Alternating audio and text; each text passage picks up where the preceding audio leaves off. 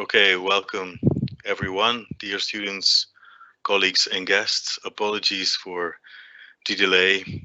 Uh, Making a live connection with Australia and Belgium seems less evident than we had initially expected, but it's absolutely my pleasure to welcome you tonight to our second Excursions at Home lecture. And on behalf of the Department of Architecture and Urban Planning, I am welcoming you for this second lecture tonight, and I'm your host. Before introducing our distinguished speaker for tonight, allow me to say a few words on this lecture series and the goals and the ideals behind it. I think everyone, wherever you are on the planet, is aware of the pandemic that has hit us severely, and we're all coping and trying to do our best to find solutions to do what we like to do the most or the best, and that is, in our case, teaching and doing research and speaking to our students and colleagues. And as excursions, trips within Belgium and abroad are kind of essential to what we do in architecture training, we had to cancel the trips that we had planned both in the bachelor and in the master programs. But we thought we could find a solution to this problem by inviting distinguished friends, colleagues, scholars from abroad that would bring us to unexpected places and provide us with virtual excursions to locations that we would like to visit in person. But on this evening, we will have an online guide on the spot itself. Our previous lecture was on November 12th, where we had the honor of having Maarten Delbeke, a former colleague from the Department of Architecture in Ghent, to guide us around Bayern in Germany and a bit of Switzerland through the pimped architecture of Rococo. And the second person to take us on a trip tonight is a good friend and a very dear colleague, Andrew Leach, which, as I introduced Maarten a few weeks ago, another veteran of our department. Andrew Leach is a professor of architecture at the University of Sydney, where he is associate dean in the Sydney School of Architecture, Design and Planning. He writes on contemporary issues in the fields of architectural history, theory, and criticism. He's written many books, including Manfredo Tafuri, 2007, which came out of his doctoral research at Ghent University, another book which is entitled What is Architectural History? And in 2018, the book Gold Coast, which is also the topic of his lecture tonight. He's edited many collection of essays, among which the Baroque and Architectural Culture, and if I'm not mistaken, that was together with Maarten Delbeke, and also the Sydney School in 2018. He's held 2 fellowships from the Australian Research Council and grants from FWO, FAO from Flanders. And in 2017-18, he was a Wallace Fellow at the Harvard Center for Italian Renaissance Studies, Villa Itati. Tonight, Andrew is going to talk about Gold Coast, the book, a topic he has written already a book about, but allow me to say a few words about Andrew in person. In, I guess it was 2001 or 2002, I'm not really sure, that Andrew was sent via his fellow New Zealander Mark Quigley from Columbia University to, probably known to all of you, Bart Verschaffel, my then supervisor of PhD.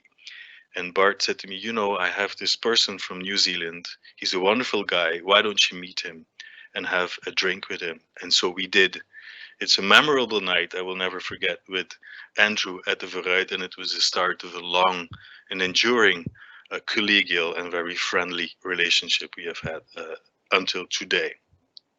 Andrew stayed several times with us in Ghent and moved from Brisbane now to the Gold Coast with a position in Sydney. And so tonight he will talk about one of Australia's most rapidly changing cities, the Gold Coast, a city that is regularly compared to Miami and Las Vegas for its embrace of bad taste and the good life, and with Dubai for its sudden moments of high-rise assuredness and seeming lack of restraint in either the ambitions of building or their manifestations. This evening. And in case of Andrew, this morning, he got up really early for us. I think it's almost 6 a.m. or not even in his time. He will zoom in with us on the contemporary urban fabric of Gold Coast and the conditions that have given rise to its character. And in the words of Andrew, high rise, bad taste, and the beach, as you can see here. We're in Teams Live now, so apologies for the delay. We're on a learning curve of these digital platforms to organize talks. You don't have to necessarily switch off your microphones because we're not going to hear you anyway. But if you have questions, there is a live chat.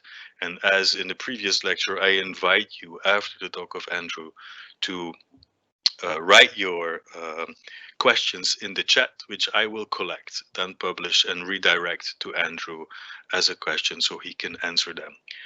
So once again, it's my pleasure to invite Andrew. I'll be also VJing the images for Andrew as the setup was a bit too difficult, but Andrew, the floor is yours, and to all of the audience, please sit back, relax, and enjoy the talk.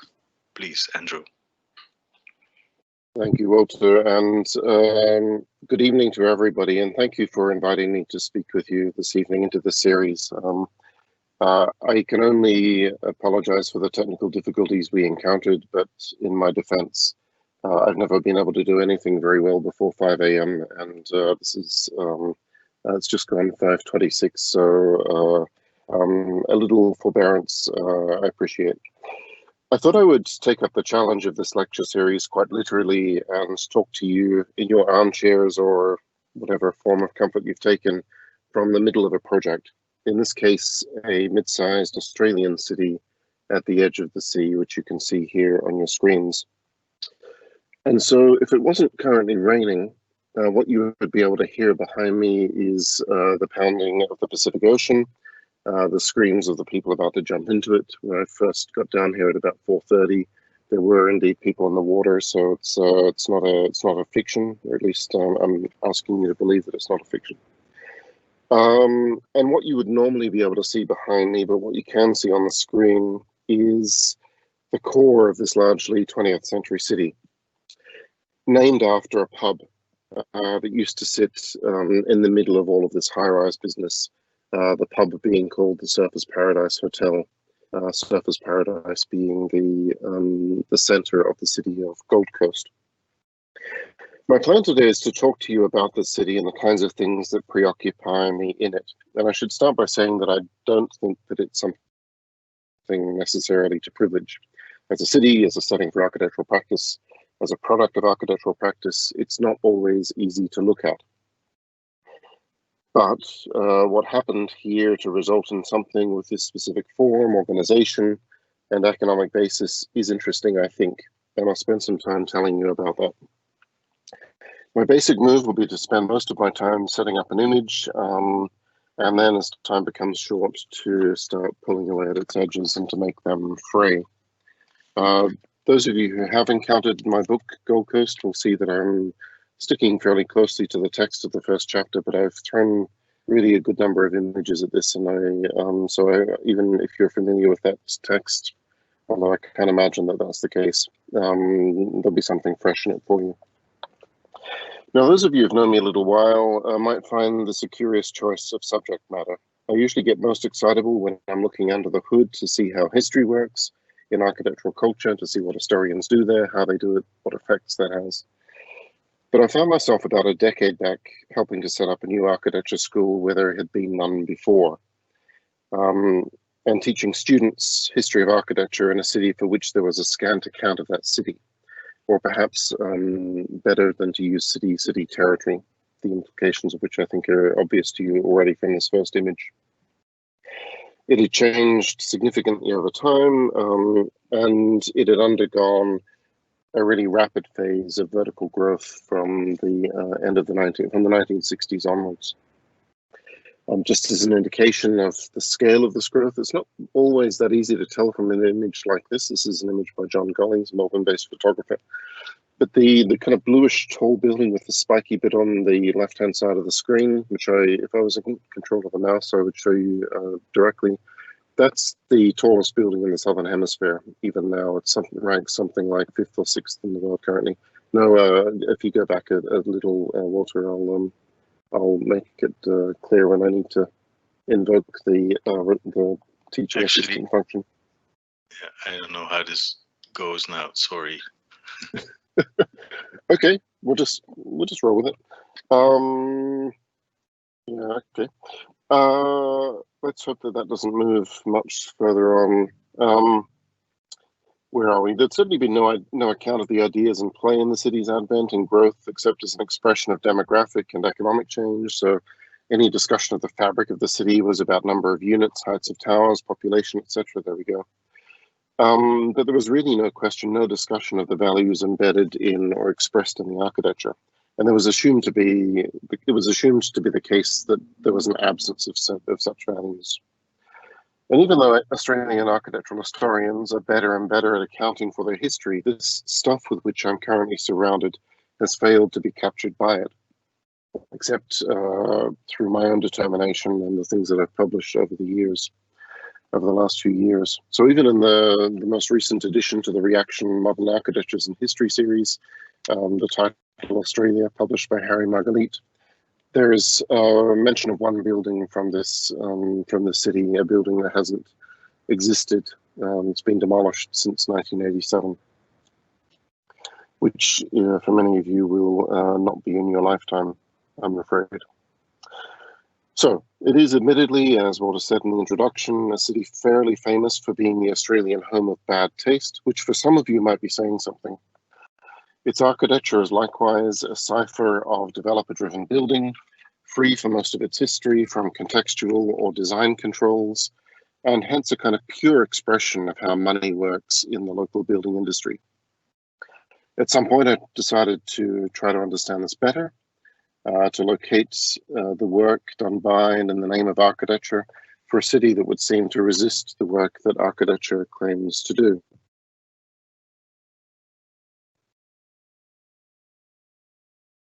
In Paris a few years ago, my title was Architects Without Architecture, which for me continues to speak to the problem of this setting: professional activity without discourse, lots of offices by now, but very few books, little sense of architecture as more than akin to engineering or quantity surveying.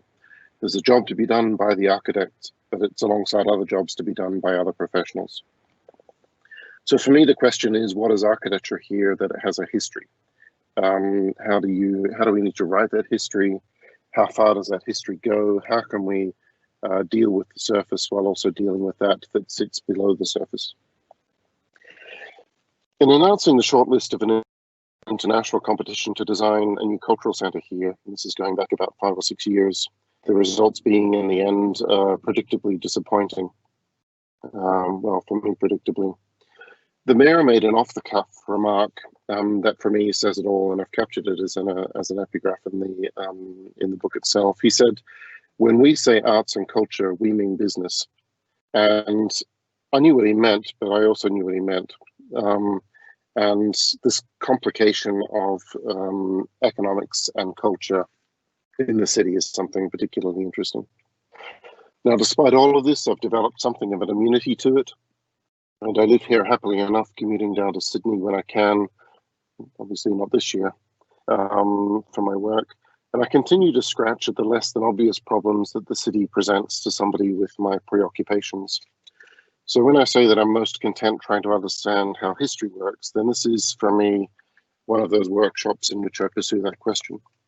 It's a useful foil for someone who's also happy to embrace a city like Rome, where the problems are complex and deep, but there's no risk to your credibility in pursuing them. This is quite a different proposition.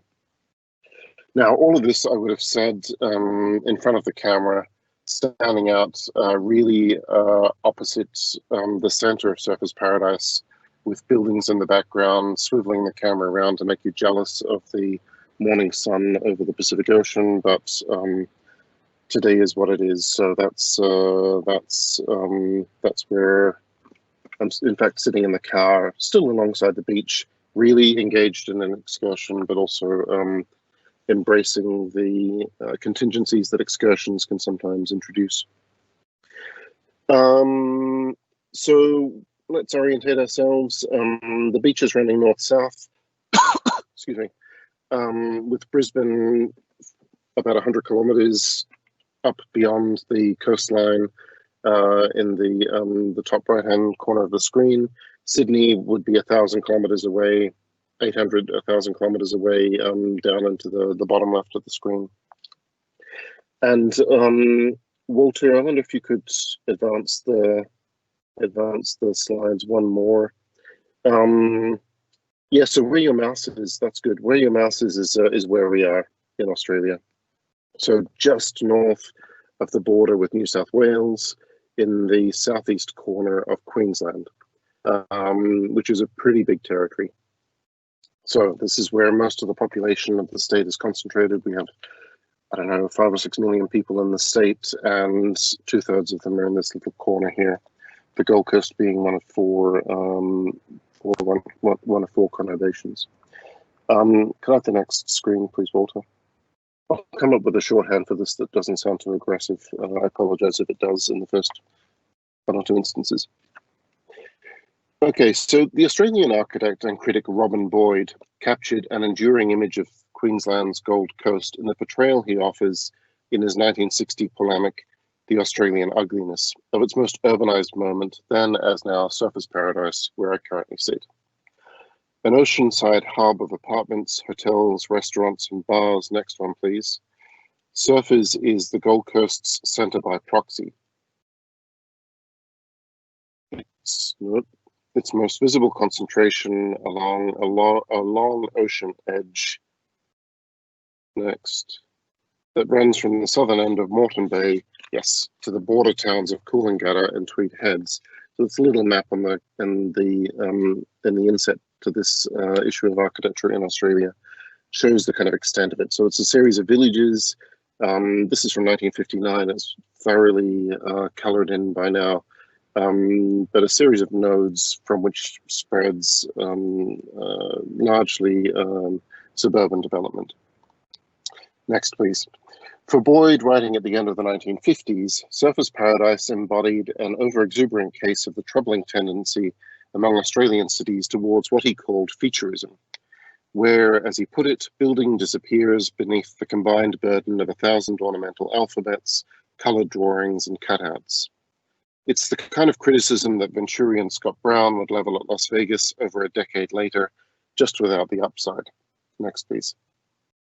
Although still low rise and low density compared to the Gold Coast as it currently stands, this is like 1 or 2 blocks from where I sit currently, 1 or 2 blocks inland from the beach. Surfers Paradise was buried under an impenetrable layer of signs which were perhaps its sum total. Next, please. That is to say, in 1960, it was a city no longer shaped by those buildings to which Australians had long turned for a sense of civic gravity, the post office, banks, town halls, public parks, etc.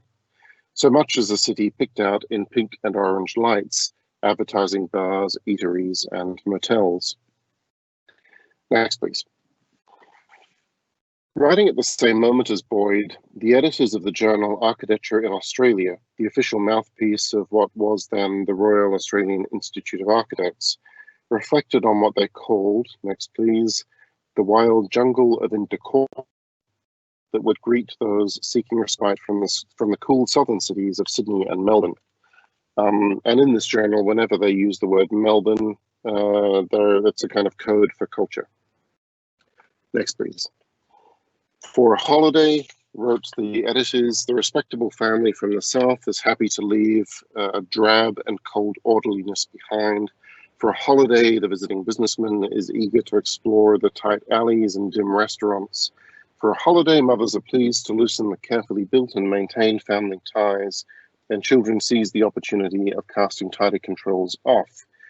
For a holiday, business girls at their prettiest and young men at their keenest, this is 1959, by the way, find the wilderness of flickering neon signs, the throng, the perpetual crowds, the climate-dictated exposure, the ceaseless offerings and lures of every kind of synonym to their own desire, for the satisfaction denied them in their distant, orderly, and boring suburban surroundings. Next, please. So positioning the problem of the Gold Coast as the search for permanence within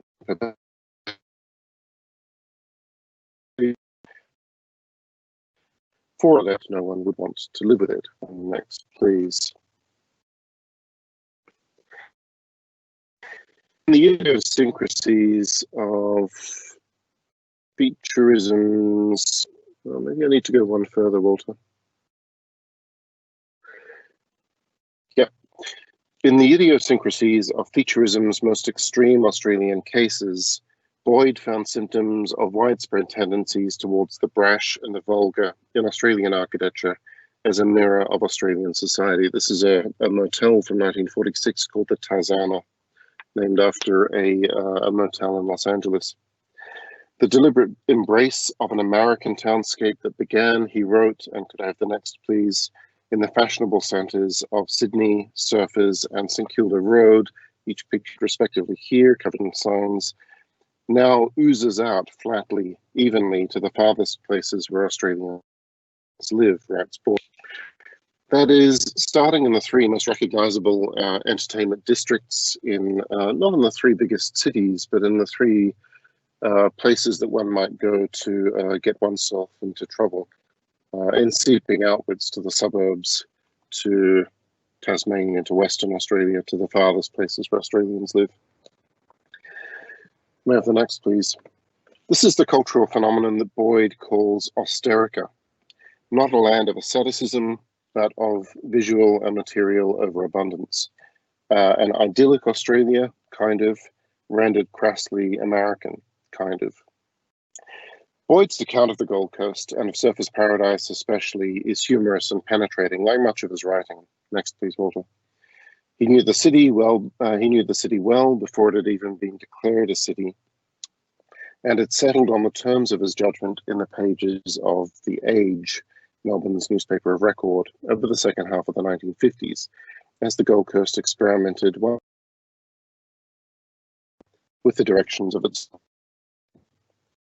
Boyd, for some years, a period of 5 or so years, just took his summer holidays here and decided to write articles from deep in the midst of things, a little like I've been doing now. The image of surfers as a fibro-cement paradise under a rainbow of plastic paint is nothing, this being Boyd's phrase, is nothing if not evocative, even if it is now regularly invoked by those nostalgic for the supposedly more straightforward past. Next, please, Walter. Australia's ugliness may be skin deep, as Boyd observes at the outset of his book, but Surfers is all skin. Despite the city's deep history, rarely acknowledged until more recently, and to which I'll return a little later. Next, please. As an experience bound up in the economic and social recovery from the Second World War, it took on a specific role in Australia's cultural imagination. A role cemented in part by the transfer by the advent of ocean bathing and its popularity in the later part of the 19th and start of the 20th century, and consolidated by the stationing here at Kira Beach of one of the major recreation camps of the U.S. Pacific Forces during the Second World War. Next, please. As Boyd goes on to note, recalling the lights in the sand, improbable fashion, and chocolate brown limbs, as he puts it, you might call surfers a sort of cream or thick skin, skimmed off the top of Australia's mid-century boom.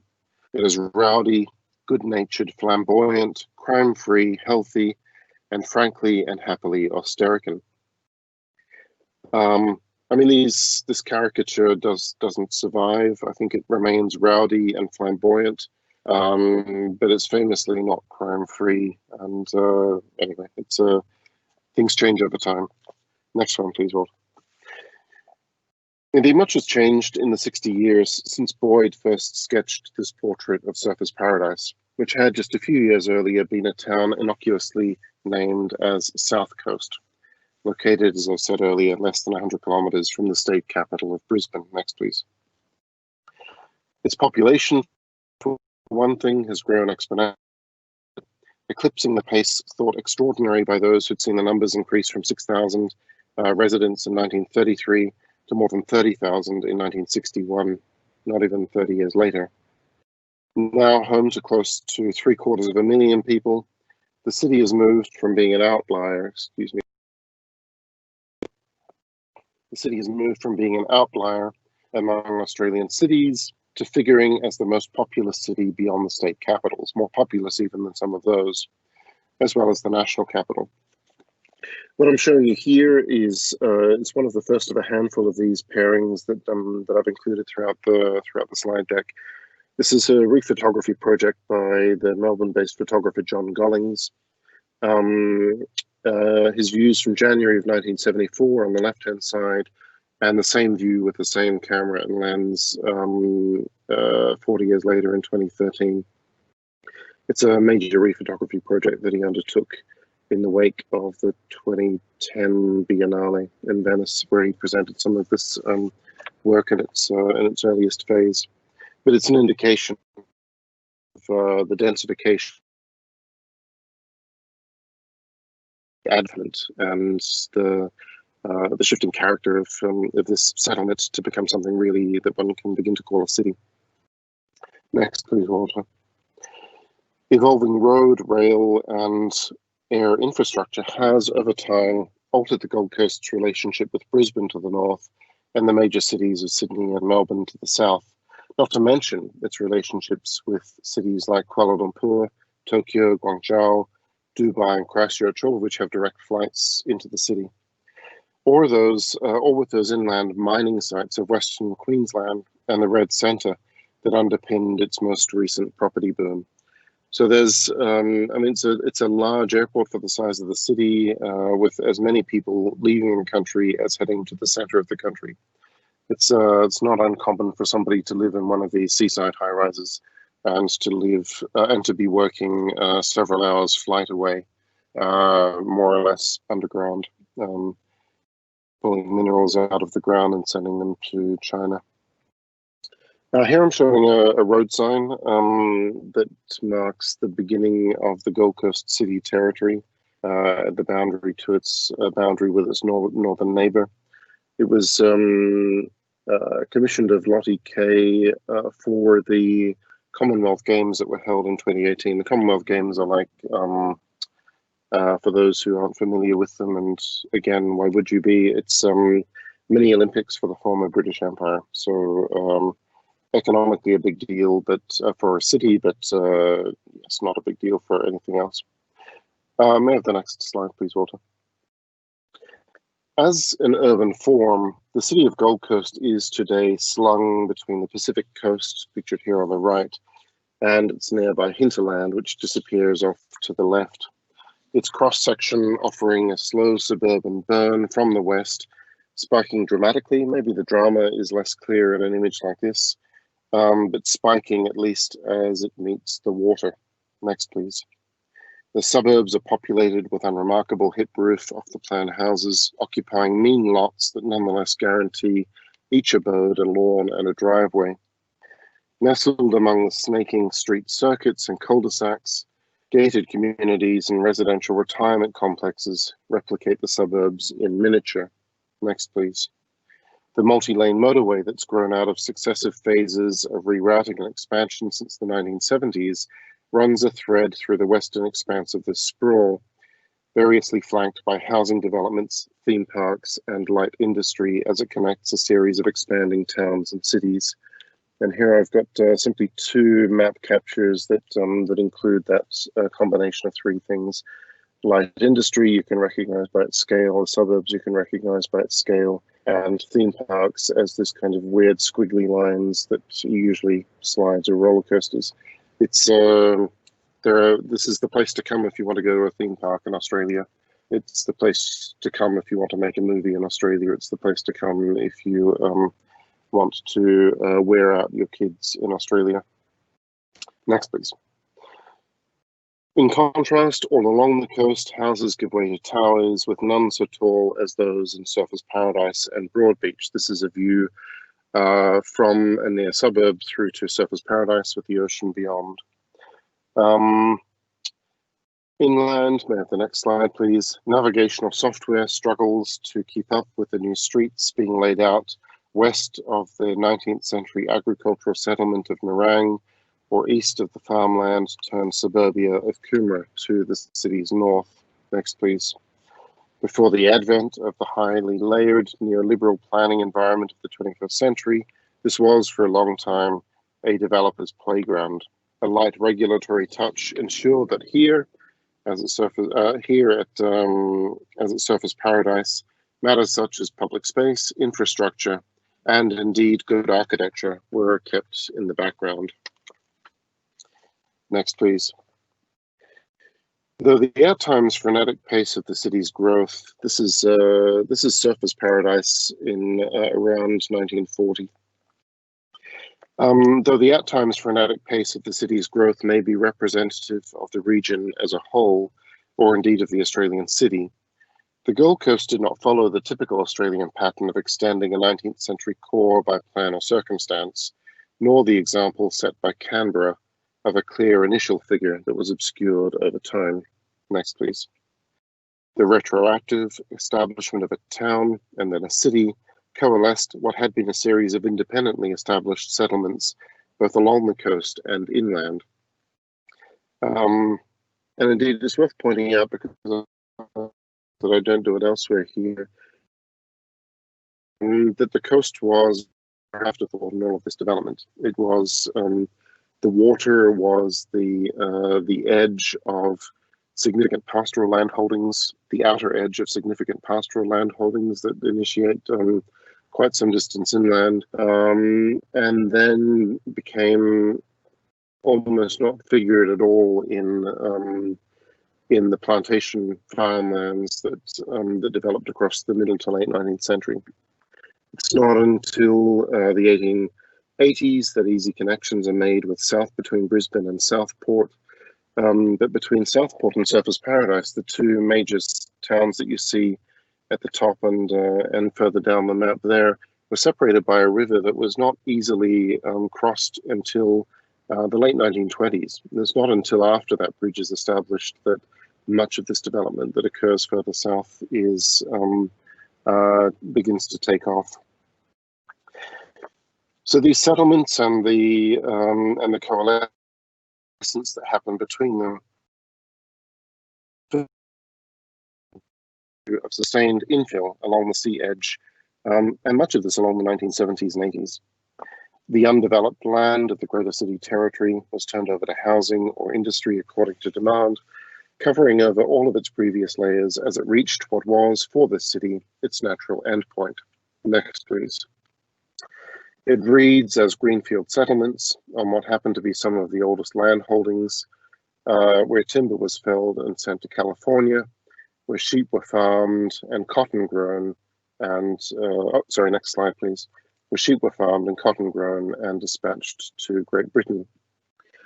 And this is an image that I just want to pause for a second, because it was there's a lot going on in this image. The first thing to say is that the sales brochure that is pictured on the left-hand side, dating to early in the 20th century, is indicative of the process of the city's development, full stop. So that the trade of farmland for suburbia, this being let's say the first wave of suburbs in the city. The right-hand image is depicting a cotton field in nearby here, in 1865. Now, in the 1840s, speculators had suggested that this part of the world might be good for growing cotton, but this didn't really take off in any serious way until the American Civil War began in 1861, when the British mills were looking for anywhere that could supply them with cotton to fill the demand that had been interrupted by that war. What we see here, though, is a depiction of islanders working on the fields, islanders from the Solomon Islands and the eastern part of what is today Papua New Guinea. There was a process. Australia has a history of bringing indentured labour to work its farms, and this was something that was interrupted by a suite of policies that were introduced in the first years of the 20th century that has embarrassingly come to be called the White Australia Policy Suite, something in which something that saw the islander labour, the black labour, expelled from Australia's shores. Okay, so this captures a particular moment. May I have the next slide, please? The focus of the Gold Coast and its image is ultimately, though, and now, the beach and the peculiar form of development that has occurred along its edge there over the last century. But this is, to recall Boyd, again, just the top layer of a rather thick dermis. And this image from the start of the 1880s is pictured at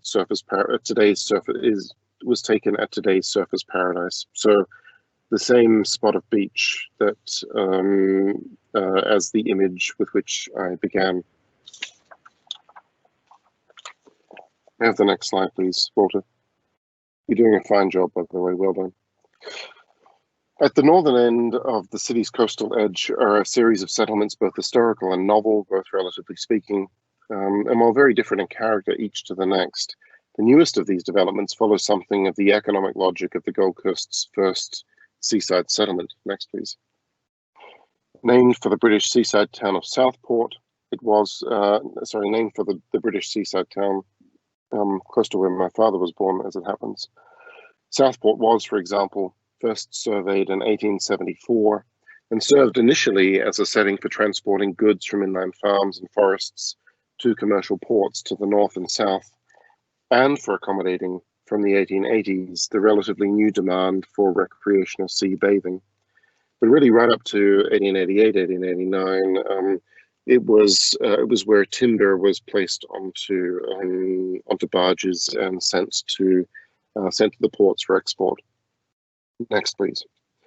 A real estate boom of sorts, the first real estate boom, arguably, followed the decision by the governor of Queensland, Anthony Musgrave, who'd grown up in the Caribbean, to establish his summer home in this part of the world, even if he and his wife were one of a large number of establishment figures who enjoyed regular visits to the seaside.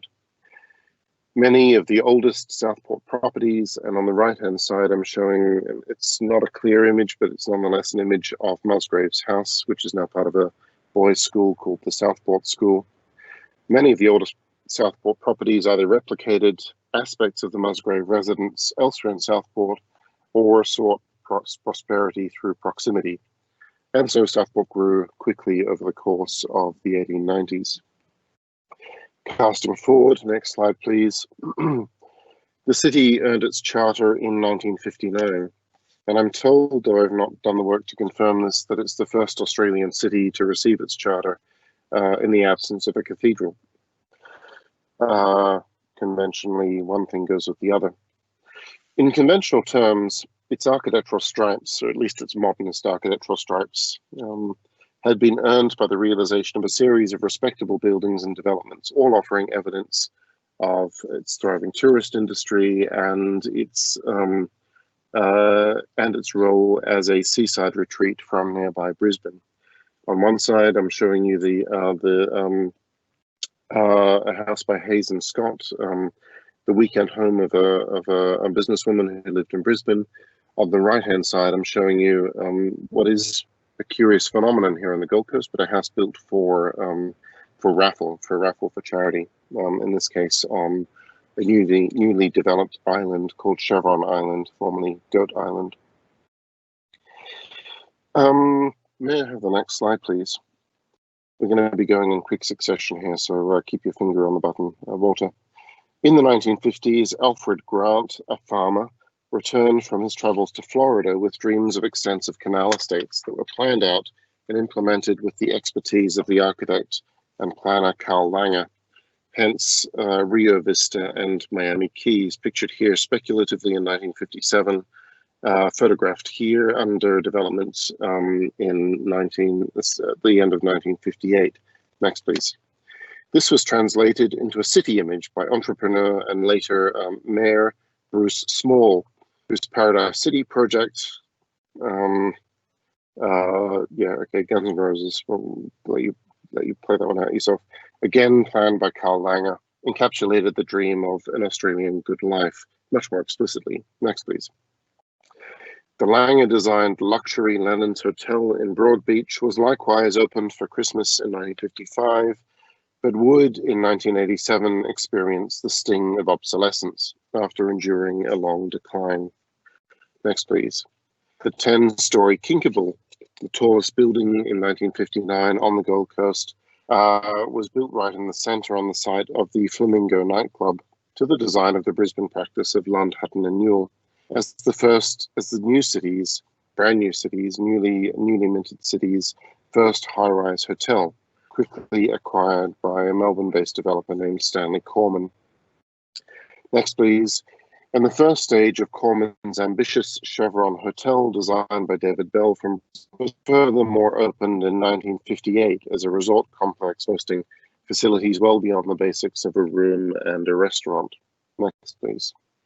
In many respects, these building projects were read and continue to be read as coming-of-age moments that shaped the reception of Gold Coast architecture as it was inaugurated in those years and codified by Boyd's criticism.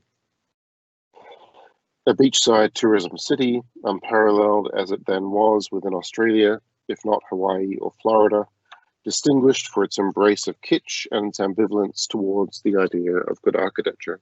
Next, please. The Gold Coast cemented its image among those looking its way as a place in which to play and in which to play up. A centerless, formless city in which, for better or worse, anyone could build and anything could get built.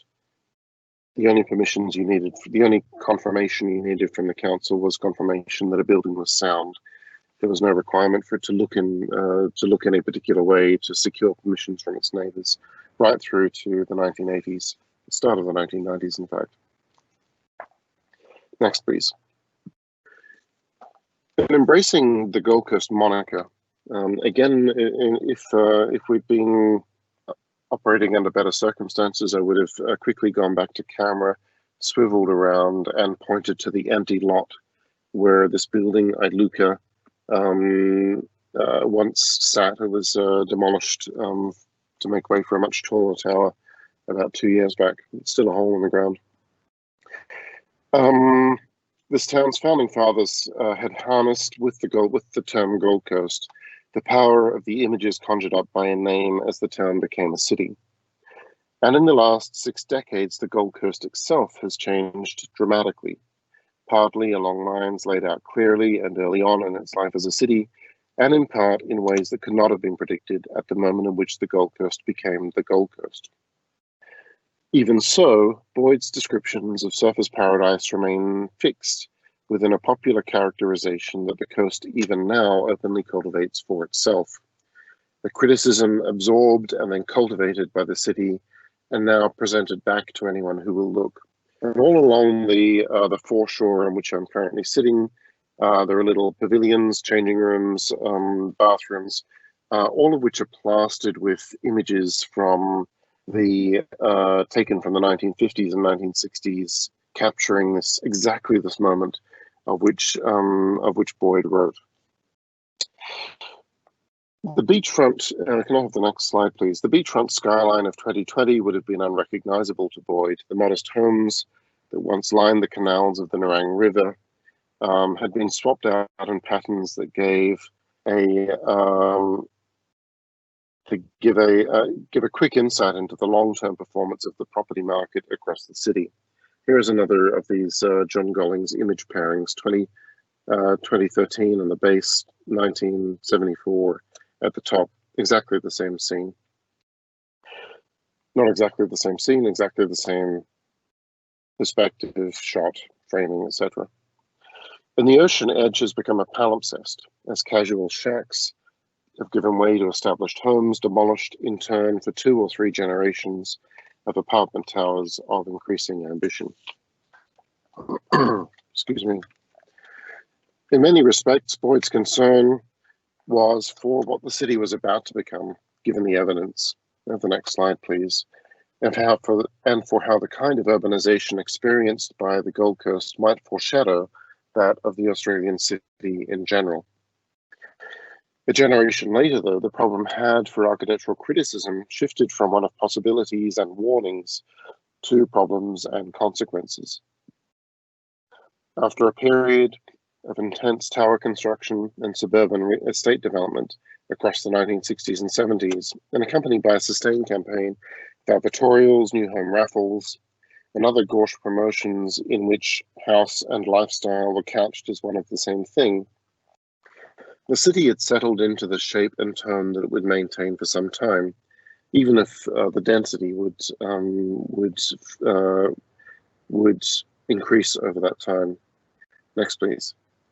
In 1959, the editors of Architecture in Australia, a circle in which Boyd was no stranger, posed a question that still seemed open into the 1980s. Why have civic fathers with wide vision, town planners and architects with authority and talent stayed so shyly in the background? Close quote. Next slide, please. Arguing an enduring and collective lapse of judgment on the part of the Gold Coast's architects and town planners, Sydney-sider Neville Grossman followed in Boyd's footsteps in the 1980s to dismiss any efforts to gauge the role of those professions in a city that had been and continues to be live with opportunities to build, even if, as local designers themselves would freely admit, the work they made could vary in its quality. And as a bit of fun, as much as one makes a book for fun, together with a couple of colleagues here, I decided to gather together everything that had ever been nominated for any kind of architecture award here on the Gold Coast by Gold Coast architects into a book that's called GC 30+, in which you can download freely from my academia website, 300 pages of highly varied architecture. Some of which struggling to deserve, well, depending on your point of view, much of which struggling to deserve them for some. Supported by a robust local media, the Gold Coast division of the Royal Australian Institute of Architects staged its first annual Architecture Awards in 1984. Prompting a fresh discussion on the nature of the commissions acquired by architects on the Gold Coast and of the limitations and opportunities introduced by the idiosyncratically instrumental role for architecture as a profession in the service of property development. And so, speaking for cultured souls across the country, I'll try that one again. And so, speaking for cultured souls across the country, sensitive to Boyd's prescience, Grossman responded with commentary targeting the deplorable consequences of a sustained period of famously unguided development along the sea edge, asserting, and I quote, "It is a disaster which should be bulldozed into the surf." And just as a counterpoint to that, I've got a couple of, I think, fairly decent examples of work from that period, from the late 70s, early 80s, work that I think stands up alongside the work of that period fairly respectably. Work by Burling Brown of a holiday resort at Burleigh Heads, at Coolangatta, and in the base a kind of early Charles Moore style school in an inner city, in a suburb named Benowa. May I have the next slide, please. For Boyd, reporting first reporting on the Gold Coast from his 1957 summer vacation, it was the sign's displacement of the building and all that it presaged as the Australian city descended into a cultureless hell of its own making. Today, fresh problems are posed by the apparent neutrality of architectural work in a city in which architectural ideas play second fiddle to its operation and expansion. For many, the high-rise path from Southport to Broadbeach will remain an eyesore an abomination, and an object lesson in the need for controls over real estate development and public space. The trick I was going to play here was to show you this rendering of a development called Jewel in the Crown on the southern end of Surfers Paradise. A collaboration between a Miami-based architect and a developer out of China. Then I was going to run to camera and show you this realized more or less exactly as proposed. Construction just rounding off now. May I have the next slide? The pop culture response has naturally to embrace the trash from the safe distance of criticism, or to invoke something deeper, learning yet again. But these kinds of safe resistance have been folded into the image that the city has sought to project. An edgy persona tempered by the amenities of a controlled urban design, balancing the needs of the rate-paying base, the steady tourist flow, and the economic injections of the major event, fashioning lifestyle from the raw materials of economic activity, amongst which development most of all. And here I'm showing you the winning, or one image from the winning design of the cultural centre competition that I spoke about at the outset, by the Melbourne firm Ashton Raggett McDougall. Construction of which is well underway for a thoroughly pared back version of this image. Next, please, Walter. Okay, so I'm beginning to wrap up now. That's the city, or at least that's an image of the city. So what's left to talk about? So among the first impressions to dispel that I'd like to dispel is the sense that I've offered of the Gold Coast's novelty, of the absence of its history, of its cultural superficiality. I've just realized that nowhere have I credited the architect Milo Dunphy for this image, which I've manipulated to some extent. So I want to talk about history a little bit.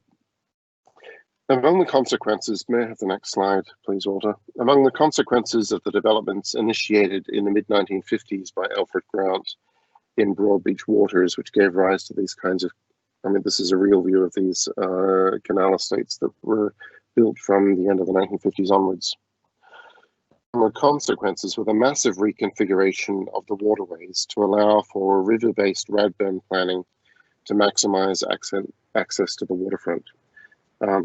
Inland from the beach was a massive swamp that was drained across the 1940s and 50s.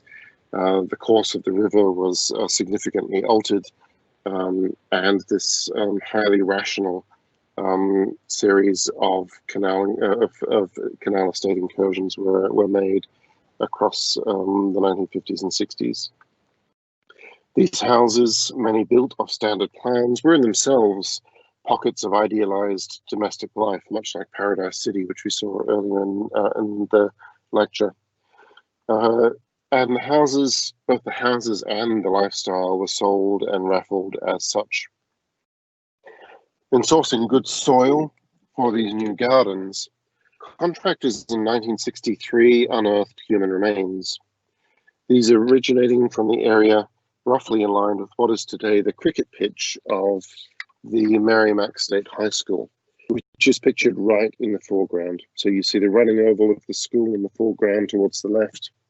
The cricket pitch is that those couple of green oblongs that are right at the base in the middle of this image. The story of how these remains were unearthed, documented, removed, and returned is long and sobering, and I won't go into all of it here. A number of people involved in the greater geographical reformation of Broadbeach and Surfers Paradise in the 1950s and 60s were from Yugambeh-speaking families, the original Gold Coasters, saltwater people whose villages could, until the 19th century, be found throughout the bay and throughout the coast on which the Gold Coast sits. They constituted a significant part of the labour force that saw the landscape reconfigured. The unassuming landscape behind the high school, now named Kumba Park after one of the larger family groups, and just to the right of the oval, is for me one of the most important historical monuments, subtle though it may be. Some of the people whose remains were removed from here and later returned lived in the 8th century of the Common Era. Others were still alive in the 1850s, as timber getters and farmers had begun to treat the country of the saltwater people as their own territory, squatting and selecting their way towards building the foundations of the present-day city. We know, of course, that even those interred on those grounds who were alive in the time of Charlemagne were preceded by many thousands of years of ancestors and events, drawn to waters rich in seafood and shellfish, highly temperate climate, which they in turn cultivated well into the last century, which is to say well into the 20th century. The next slide, please. To me, this could be the starting point for studying the kind of complex historical and cultural underpinnings that are common across Australian cities, where what begins with an interdependency along ecological lines becomes something more heavily mediated. That is, a structured relationship between what individuals and communities need and what the site offers, and between the way one lives on the site and what the site needs. The first citizens of the Gold Coast occupy, indeed comprise, as we discovered in 1963, the deep substrate on which the layers of the city's modern history rests. And this modern history is itself merely skin deep, like Australia's ugliness. Those layers of our historical dermis do not, furthermore, have a consistent texture, and they tend to be overwritten. And this is the case of the thinnest of layers preceding the development from the 1950s onwards.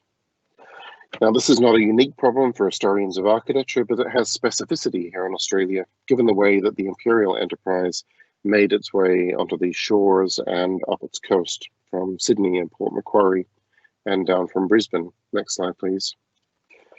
Some of the work that I've done in looking at the Gold Coast has been to recast the city as a project in terms that will be fairly predictable, but as a late modern project above all, engaged in the formalization of values attached to the city's history of informality. While a few decent things get built along the way, architecture is much more like the material of this tussle between layers that each in their own ways demands attention. These layers are not discrete, nor are they straightforward, nor indeed do they definitively build towards the post-war city as some kind of fulfillment. But the process of elevating one moment above all others against which to measure the city and its ambitions has struck me both as obvious and absurd. Obvious, given the clarity in one instrumentalized sense of the debt owed to the city's contemporary economy, to decisions taken in the 1950s and 60s to exacerbate real estate development and tourism as bases for the city's longevity and growth. And absurd, given the high degree of mobility to which the city itself has been subject. The sea edge, where I sit now, shifting from an outer edge of pastoral land holdings to a means of transportation, before finally becoming rediscovered for recreation. No, rediscovered for recreation. I say rediscovered because we know this to have long been a place where Indigenous groups would gather for a long time. Then deep down, it has always been in play as a setting for ritual, family and community life, agriculture and travel. How can you write that history without being facile? Treating the first 40,000 years as a preface note. And how can you write it as architectural history without instilling false boundaries between architecture spelt with a capital A and architecture spelt with a lowercase a, between good architecture and bad architecture, between monuments and ordinary fabric, that which works with our traditions and that which doesn't? The more that I look at it all, the less comfortable I am with my answers. But confronting a city like this offers a kind of clarity to these problems that find their way into other very different kinds of projects in my own research and writing. And I think I'd like to leave it there, pause a bit and see what questions this has prompted, and to thank you for your attention. Over to you, Walter.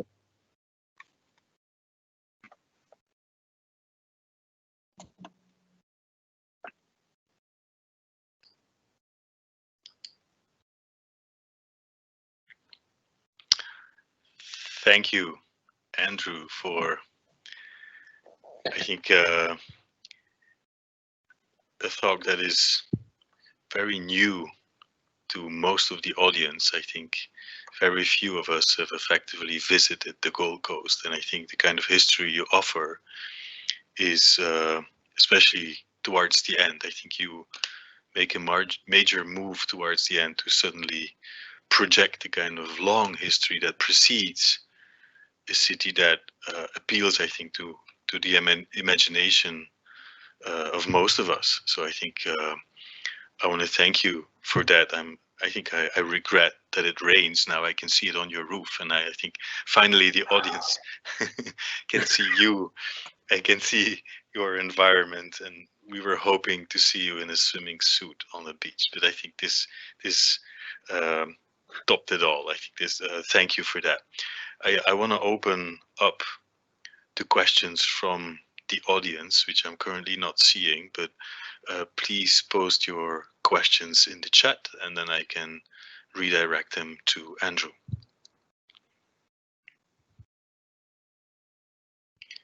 And maybe just to start the process and leave people a bit of room to formulate their questions, Andrew, there was a slide in your presentation with a sentence that really struck me, and it says, can we have paradise without suburbia? And can you situate that slide a little bit? Because if I listen carefully, I don't think you really paid it paid close attention to it, because here in Flanders, suburbia is paradise, or at least regarded by many. And I guess the images we've seen sort of suggest the same. So who's responsible for that question, and how does it sit within the history you just told us? Because it seems it's exactly the opposite. Yeah.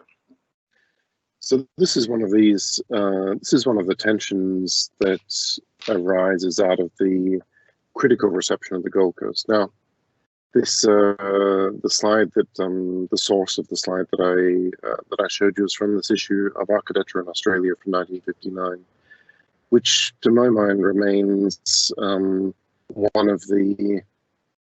I mean, it really stood by itself as a critical commentary on that city for decades.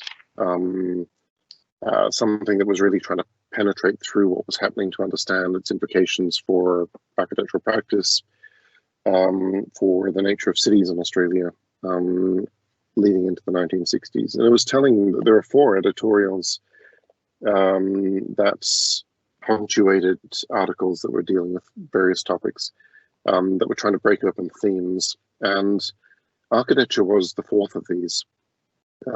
And really setting aside, I mean, effectively, that editorial, very short editorial, said, well, in the end, there are some buildings by architects here, but come on, that that's what we're not here to talk about that. But the idea of suburbia being placed in tension with this highly urban core, but that urban core not being determined by business as it is in Melbourne or Sydney and Brisbane. I mean, none of these tall buildings are office buildings. They're all apartment buildings and hotels. And the idea, even in 1959, when the first of these supposed high-rise buildings, the 10-story Kinkable apartment tower, pops up, the idea that there's a concentration here which might be the privileged center of the city, whereas the ideal is to have a section of 1/4 of an acre with your own house, freestanding house. I mean, like the Belgian suburbs, very much like the Belgian suburbs. There's a tension that's in play that I think the question becomes neutralized by what happens. Because whilst in the late 1950s, the suburban spread had yet to take place, the canal estates had yet to be properly inhabited. By the end of the 1960s, it's all there. And so where I sit is a suburb that is first laid out early on in the 1940s. It's one of the older suburbs in the city. It's by now a fairly typical situation. Land, house on land, everyone's got their own little paradise. So it's a tension that is raised as a question of criticism, anticipating a future that would seem to be organizing the city on new lines, organizing and habitation in the city along new lines, and this doesn't play out.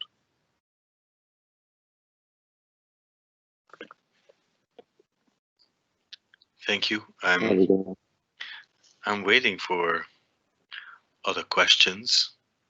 Let me just have a look at the internal chat for a moment. I'm learning. Okay. No, that was not what I was looking for.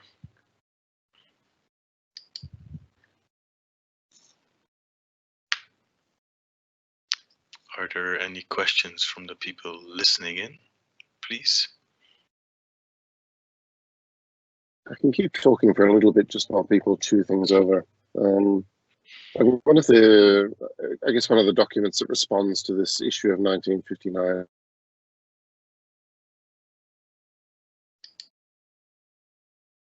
and start thinking about the Gold Coast as a problem, not only as a problem in and of itself, but as a problem that might infect them in their own cities.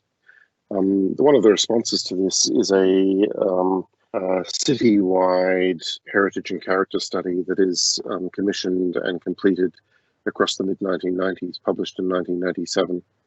What's extraordinary about that study is that it seeks for the first time to take all of those developments of the 1950s and 60s that happened without rules and to try to retro-engineer the rules out of that free market development, to try to capture as an image that can be perpetuated into the future that sense of informality and unregulated development.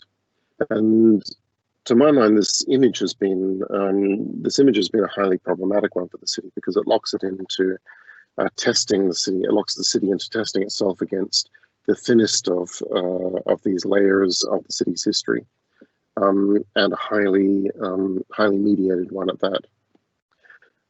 So I find that really fascinating. The idea of a city managing its own image to the extent that things match the test, meet the test, pass the test, or they don't. And so part of the work that I've been trying to introduce to varying degrees of success with the local audiences to try to remind people of these deeper histories of agricultural history, of indigenous history, and identifying sites that seem innocuous that are far from innocuous, that seem completely novel, that have a history that exceeds, be it a 19th century history, be it an 8th century history, that thoroughly exceeds that which is seen to be more important within the city's organization.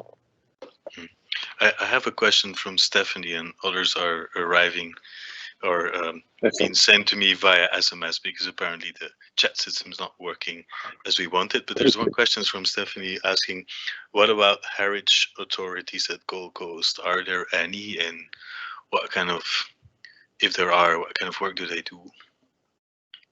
Yeah, it's a good question and a complicated question. So the heritage and character study is a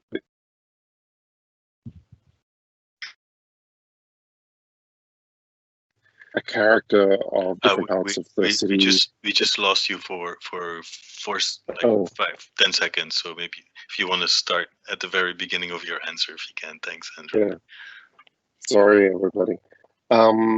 Yeah, it's a fascinating question because so first of all, the citywide project to articulate the character of different parts of the city has been played out not in relation to the protection of monuments, but in the protection of different types of buildings. So what we tend to have here less is works of architecture that are protected and defended, but of fabric extending back to the 19th century, agricultural fabric extending back to the 19th century. So anything older than 1940 is old and has to be protected at any cost. Anything that is indicative of certain values on typological grounds tends to be well protected. No, tends to be valued, but not necessarily well protected. The pattern here is that smaller buildings are knocked down for bigger buildings, and the closer you are to the water, the more intense that urban renovation is. And even where fairly decent buildings like the Iluka are torn down for things that are presumably going to be less decent. The council, which is the major authority in these matters, would tend to favour the work of developers over the work of protecting fabric. That said, there's very little work that is listed under the State Heritage Register, which is a higher level of protection, and almost nothing registered at the national level. Things are built quickly here, have been built quickly here over time, and that has consequences for its longevity.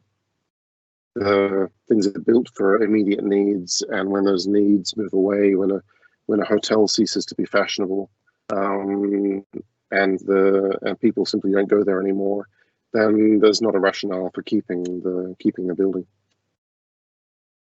Okay, thanks, Andrew. The questions are coming in. We're in for long haul.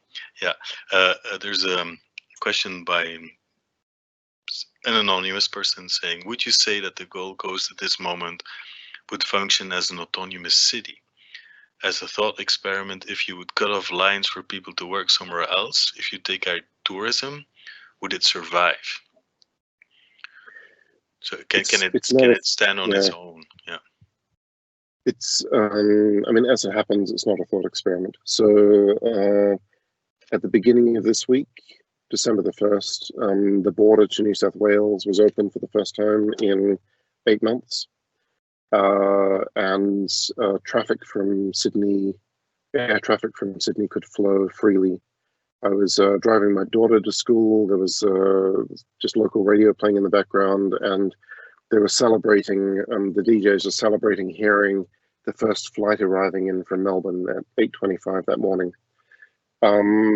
The restrictions around travel have played out in Australia as a series of state-level boundary closures. So Queensland, the border of which is the same as the border of Gold Coast as a city, has been protected by the army and police, and so that travel north has simply not happened. Can it survive? To an extent. Has it survived? To an extent. Has it suffered? Almost certainly. It relies entirely on the dozen or hundreds of flights that arrive every day from different parts of the world and different parts of Australia. For the tourism economy, the hotel economy is fundamental to the life of the city. So the long-term impacts of these last months are difficult to gauge yet. Somebody's done the work, I'm sure, but it's yet to extend out into the kind of knowledge that I would have. I mean, ultimately, it is a city that has always operated in a system with other cities. It grew because of its proximity to Brisbane. It became established as a tourism city because the infrastructure allowed people to drive for 1 or 2 days from from Melbourne or from Sydney or from elsewhere in Australia to come here for a summer holiday. The road that passes 2 or 3 blocks away connects Melbourne right through to the top of Australia, and there's a story.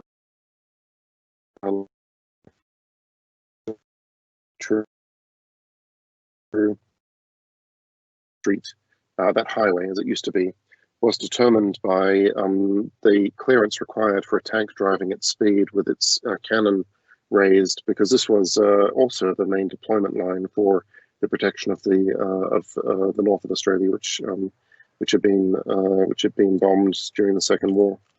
So yeah, the infrastructure can it be an autonomous city? The short answer is no. It's a city that's absolutely dependent on this kind of broader ecology of movement and relationships. Okay, I have a long question. I need to read it off my phone. Right. We're combining technologies tonight, Andrew. That's good.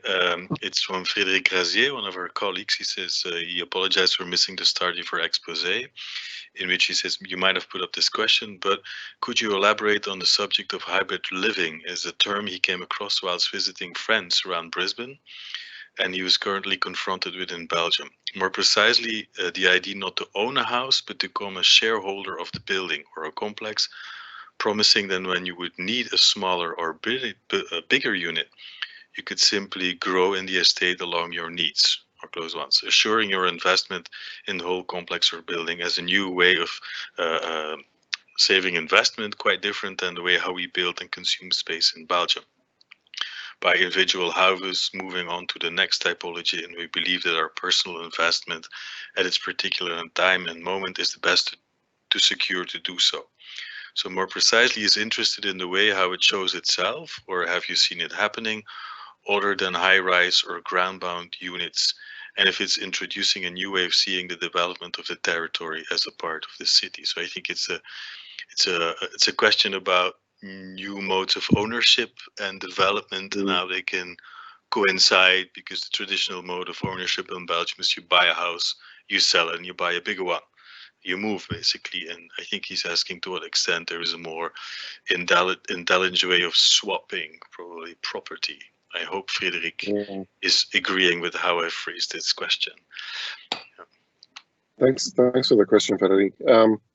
I have to profess some ignorance of this development. I mean, I've encountered it in the most superficial of ways in Brisbane, but I've not anywhere encountered this on the Gold Coast. Now, but what's curious about the way that the way that you describe it is that this is the basis on which the first multi-dwelling buildings were sold is the wrong term. In the first tower dating to 1959, 1960, Kinkable, one became a shareholder in the developer's company, and the process was that you owned shares and you lived in your apartment. But this led to a high degree of vulnerability among would-be owners,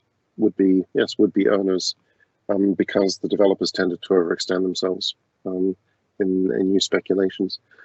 This is not by way of answering your question, but to say that the kind of systems that you're describing have a kind of weird prehistory here that turned out not to be good, because people lost their homes through the risks taken by the people who were managing the companies of which they were shareholders. I mean, I have encountered a series of co-living projects further south of the border. I'm due to review one next week, but I just can't speak to this with any degree of specificity. I'm sorry. Not on the Gold Coast is, I guess, the short answer. Thank you, Andrew. Let's wait a little moment to see if another question's coming in. I hope you've had a bit of breakfast before you started to talk. Not yet.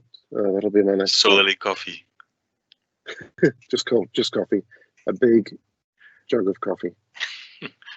Yeah, and I think since there's no new question coming in, I'd like to end with one really simple one, because I think what you've shown us is a really complex way of picturing how to look at the architecture and the urban fabric of a city from a historical to a present day point of view. But suppose we would come to Gold Coast tomorrow with a group of students.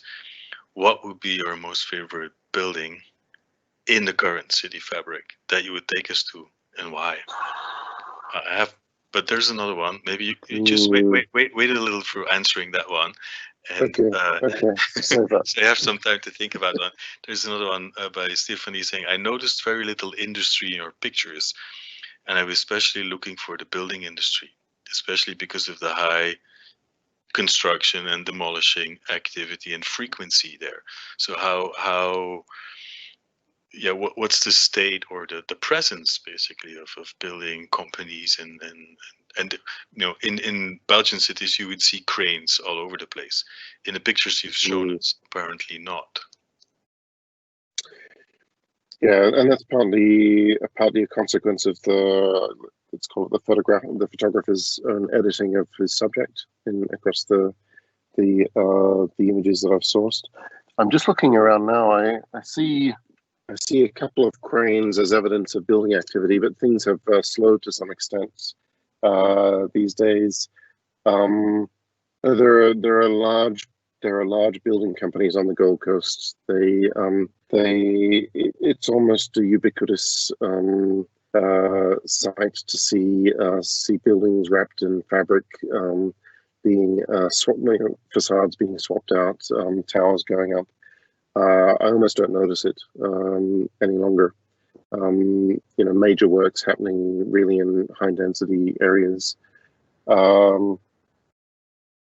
It's hard to, I don't know what else I can say except to say that that's a more honest depiction of the city would have got you quite a few more shots of cranes. It's not quite the case. I have a colleague at Sydney who is a building economist, and the thing that he does out of his office window is keeps a tally of the cranes that he can see. So he takes his view takes the view out of his office as the control, and he measures activity by the cranes that he can see, and that's a pretty excuse me, that offers him a fairly accurate depiction of how things are going. I'm not sure where the view would be to capture that, because it's a combination of dealing with high-rise and laying out suburbia. So what I can say is that the images that I showed earlier when I was talking about how the maps on my car can't keep up with the streets that are being laid out. I mean, those maps are out of, the satellite photographs that I showed are out of date because those suburbs have been since completed and new greenfield sites have been reintroduced. There is constant construction, and over the next 20 years, everything green between the Gold Coast and Brisbane will, I'm quite certain, be one way or another coloured in so that one can not experience a lack of fabric. When I first wrote the book Gold Coast, the population was just under 600,000.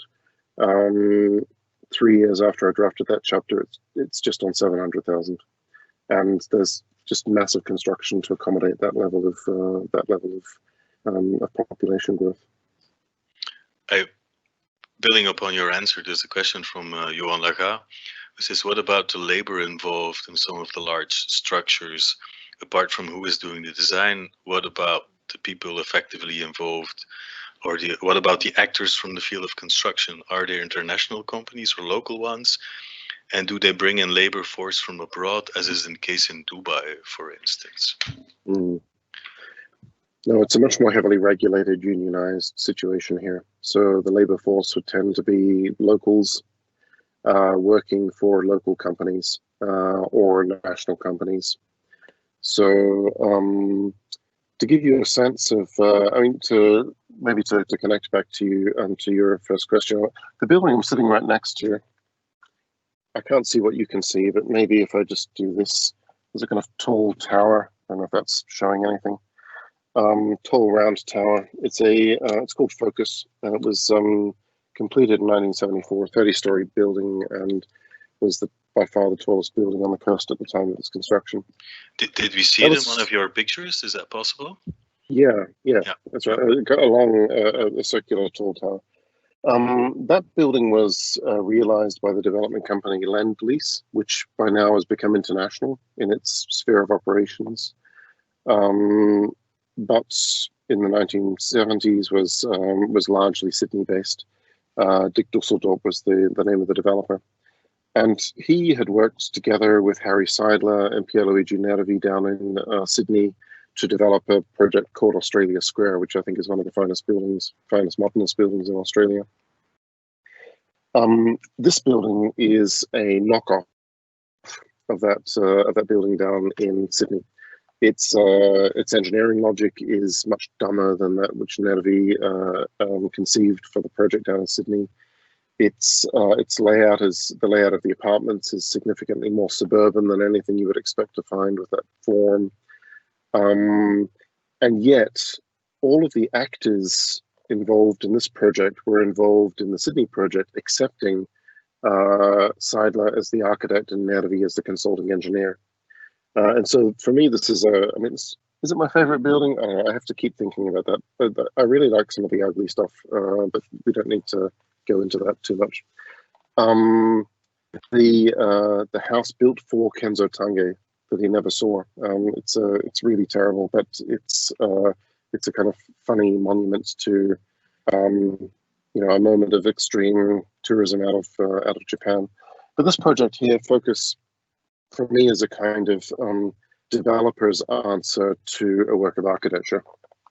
In that it's purely about it's purely a question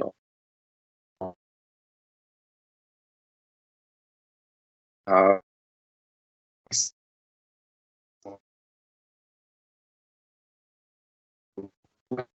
complete reduction of that which architecture captures into the pragmatics. So if you take the art out, if you take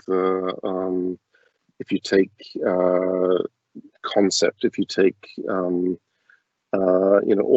that binds everything together as a single coherent work, then what you're left with is something like this tower, which is much more straightforward and much more a product of construction than of architecture. Even though architects were involved, I think it sits alongside the building that it quotes with significant substance somehow absent.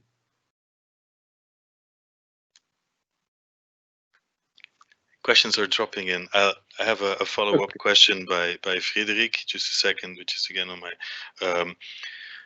He says it's not just very evident watching the landscape how the coastline and its existing infrastructure draws people to the place. What was the first road or the need to reside along the coastline? In Belgium, the means of transportation and development go together. Yeah, so this is a great question because the first road that ran through this territory was significantly further inland. It was the Cobb & Co carriage route, the main line of transportation between Brisbane and Sydney, and it ran through farmland and fordable bridges. The first road that the first way that people could come here from Brisbane was by boat. And so one would take a boat from Brisbane and be brought to the jetty at Southport. By the start of the 1890s, end of the 1880s, there was a road, a very difficult road, but a road that came directly to Southport, then a train line that came directly to Southport, and that's the beginning of the tourism. But in the first instance, it's about communication, spots of communication from farm community to farm community, running down the centre, running through the hinterland of what is today the hinterland of the city. And what's funny is that this hinterland, this area that was the original, the original settlements, the original settler settlements of the Gold Coast from the 1850s through to the 1880s, are those parts of the territory that are now conceived of as the greenfield sites for entirely new suburbs.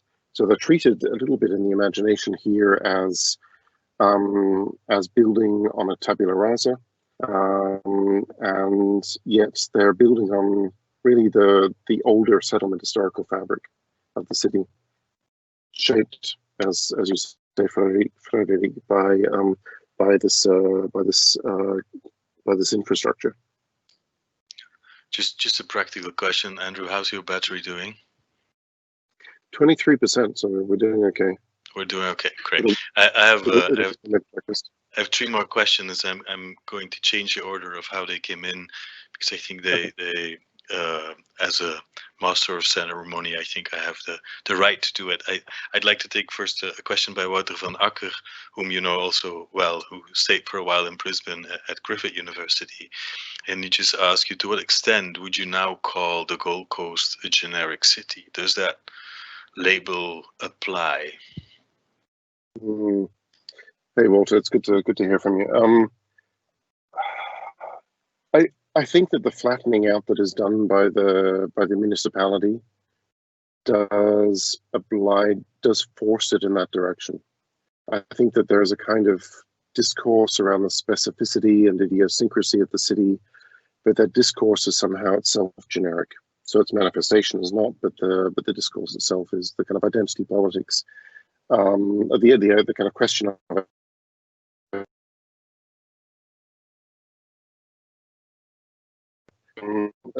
Joined me here for a few days from the United States, and he took a few taxis around. We just lost 10 seconds. We just lost 10 seconds. Yeah, sorry.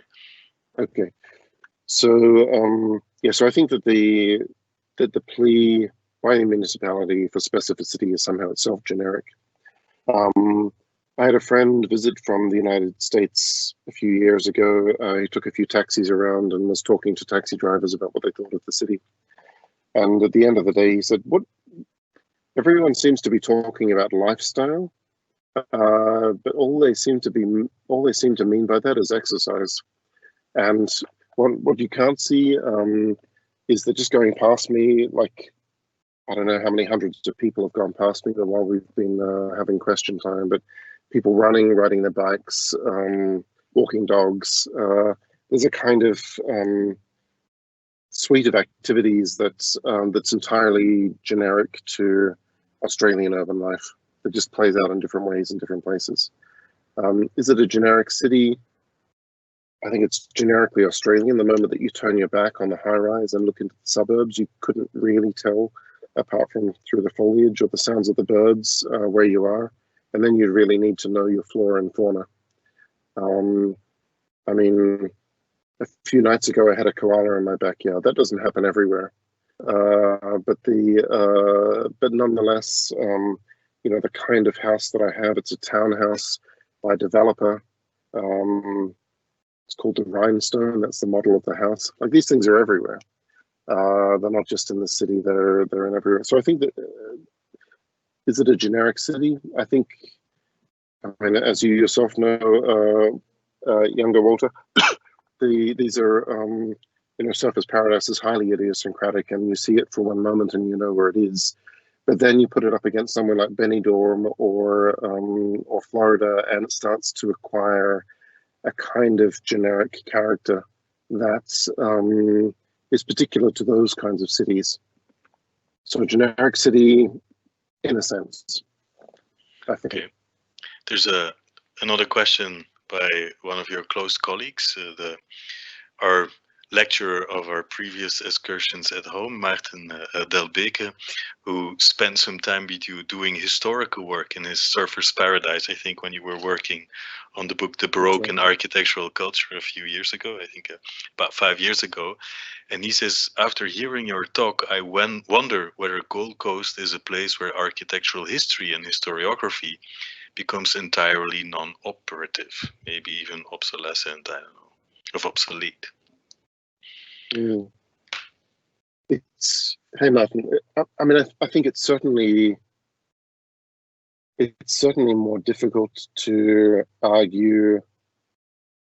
It's certainly more difficult to argue the necessity of the work of professional architectural historians in a setting like this.